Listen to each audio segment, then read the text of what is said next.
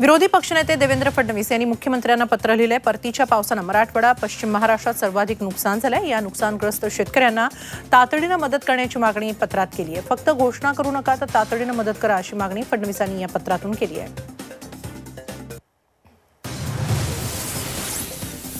सलग पावसामुळे रत्नागिरीतल्या भात शेतीचं मोठं नुकसान झालं। गेल्या 72 तासांहून अधिक काळ कोकणातील भात शेती पाण्याखाली आहे।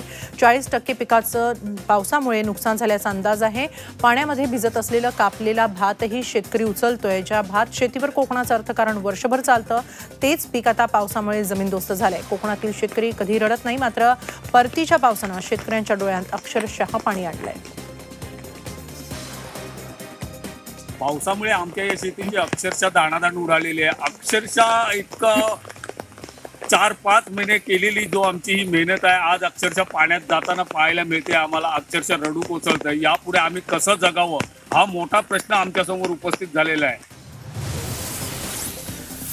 अतिवृष्टीमुळे नुकसान झालेल्या शेतकऱ्यांच्या पाठीशी राज्य सरकार खंबीरपणे उभं राहील, पण केंद्र सरकार मदत देत नाही असा आरोप राज्याचे महसूल मंत्री बाळासाहेब थोरात यांनी केलाय। राज्य सरकार प्रस्ताव पाठवतंय, पण केंद्र मदत करत नाही असाही आरोप त्यांनी केलाय। केंद्रानं भरीव मदत द्यावी यासाठी मुख्यमंत्री पंतप्रधानांशी फोनवर चर्चा करतील असं त्यांनी सांगितलं।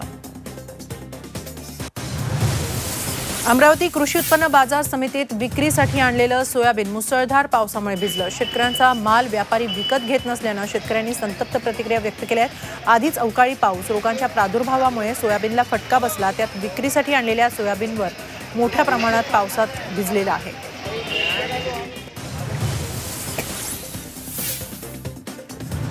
गेल्या 3 दिवसांपासून नौका बंदरातच उभ्या आहेत। वादळ आणि मुसळधार पावसामुळे समुद्र खवळला असून मच्छीमारी पूर्णतः ठप्प झाली आहे। मुंबई हरणेसह गुजरातमधील शेकडो नौका तालुक्यातील जयगड, लावगण या किनाऱ्यांवर आश्रयासाठी आलेल्या आहेत, तर मुंबई, गुजरात आणि अन्य राज्यातील बोटी जयगड खाडीतील साखर मोहल्ला बंदरात, तवसाळ पडवे बंदरात आश्रयाला आल्या आहेत।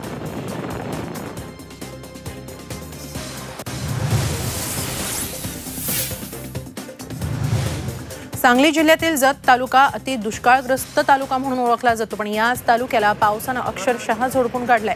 या तालुक्यातील सर्वच नदी नाले दुथडी भरून वाहत आहेत। तालुक्यातील कोरडा नदीची परिस्थिती यापेक्षा वेगळी नाही। कोरडा नदीला यापूर्वी कधीच पाणी नव्हतं, पण आता हीच नदी इतिहासात पहिल्यांदाच खळखळून वाहते। याच नदीचा आढावा घेऊन गावातील ग्रामस्थांनी स्थलांतर केलेले आहे।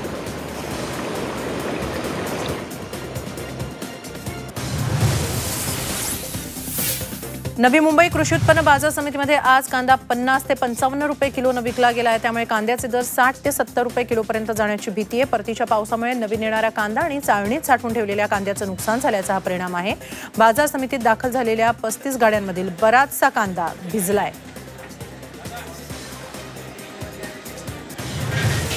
साताऱ्यातील भुईंज येथील किसनवीर सहकारी साखर कारखान्याच्या गेल्या वर्षीची थकीत ऊस बिलाची 35 कोटींची रक्कम शेतकऱ्यांना अद्याप मिळालेली नाही। या विरोधात चेअरमन मदन भोसले यांच्या घरासमोर स्वाभिमानी शेतकरी संघटनेनं ठिय्या आंदोलन सुरू केलंय। गेल्या 12 दिवसांपासून हे वसुली आंदोलन सुरू असलं तरी अद्याप त्याची दखल कारखान्यानं घेतलेली नाही। तर जोपर्यंत शेतकऱ्यांचे पैसे वसूल होत नाहीत तोपर्यंत हे आंदोलन मागे घेणार नसल्याचं आंदोलकांनी सांगितलंय।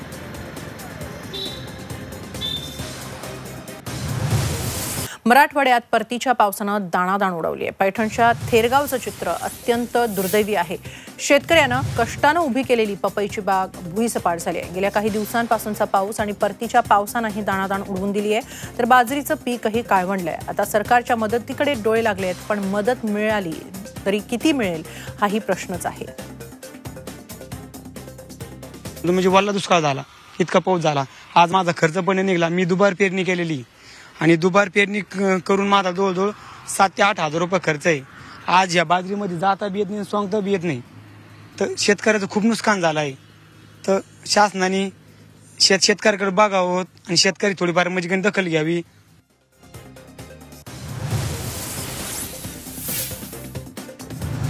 वाशिम जिल्ह्यात रिसोड तालुक्यात पावसाचा सर्वाधिक फटका बसलाय, मात्र जिल्हा प्रशासनानं नजरअंदाज पैसेवारी 66 पैसे जाहीर केल्यानं शेतकऱ्यांना नुकसान भरपाई मिळेल की नाही अशी शंका निर्माण झाली आहे। त्यामुळे रिसोड तालुक्यातील सर्वच मंडळांमध्ये ओला दुष्काळ जाहीर करून शेतकऱ्यांना सरसकट मदत करावी या मागणीसाठी वंचित बहुजन आघाडीच्या वतीनं रिसोड तहसील कार्यालयावर 1 दिवस अन्नत्याग उपोषण केलं। सोलापूर विजापूर हा नॅशनल हायवे अजूनही वाहतुकीसाठी बंदच आहे. गुरुवारी रात्री हत्तूर इथं रस्त्यावर पाणी आल्यानं इथली वाहतूक खोळंबली आहे. सोहोकडे पाणी आल्यानं महामार्गावर वाहनांच्या रांगा लागल्या. दरम्यान सोलापूर विजापूरकडे जाणाऱ्या नागरिकांना पाणी ओसरेपर्यंत या महामार्गावरून प्रवास न करण्याचं आवाहन सोलापूर पोलिसांनी केलं आहे.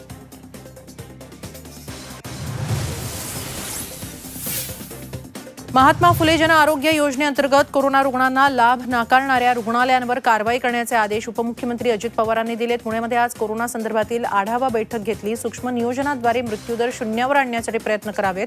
मास्क न वापरणाऱ्या नागरिकांवर कडक कारवाई करावी. नवरात्र, दसरा, दिवाळी काळात संसर्ग वाढण्याची शक्यता आहे, त्यामुळे सतर्कतेच्या सूचनाही त्यांनी केल्या.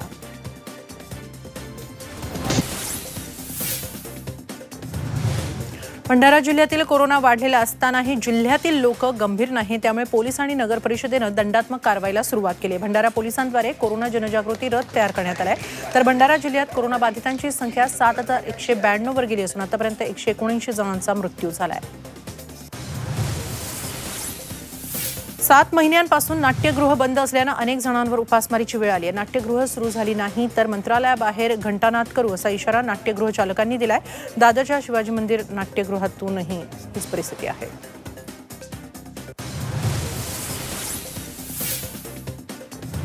बीकेसीमधील जम्बो कोविड सेंटरमध्ये व्हायरस चाचणी प्रयोगशाळा व्हायरस इम्युनॉलॉजी टेस्टिंग लॅब कंटेनरमध्ये नव्यानं स्थापन करण्यात आली आहे. यामुळे 15 ते 20 मिनिटात कोविड रुग्णांच्या तपासणीचे रिपोर्ट्स मिळणार आहेत. जम्बो कोविड केअर सेंटरमध्ये देशात पहिल्यांदाच अशा प्रकारची लॅब कार्यान्वित करण्यात आली आहे.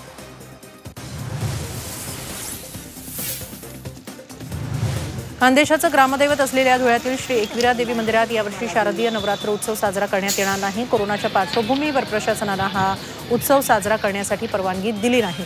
दरवर्षी या मंदिरात नवरात्र उत्सव काळात अनेक धार्मिक आणि सांस्कृतिक कार्यक्रम होतात, मात्र यंदा भाविकांना देवीचं दर्शन घेता येणार नाही. चंद्रपूरच्या ऐतिहासिक दीक्षाभूमीवर हजारो अनुयायांनी बाळासाहेब आंबेडकर यांच्या उपस्थितीत धम्मचक्र परिवर्तन सोहळ्यामध्ये सहभाग नोंदवला. या सोहळ्याच्या निमित्तानं दरवर्षी दीक्षाभूमीवर सामूहिक बुद्धवंदना होते, मात्र यंदा कोरोनामुळे दीक्षाभूमीवर एकत्र येण्यास मज्जाव करण्यात आला. त्यामुळे विस्तीर्ण दीक्षाभूमी परिसरात शुकशुकाट होता.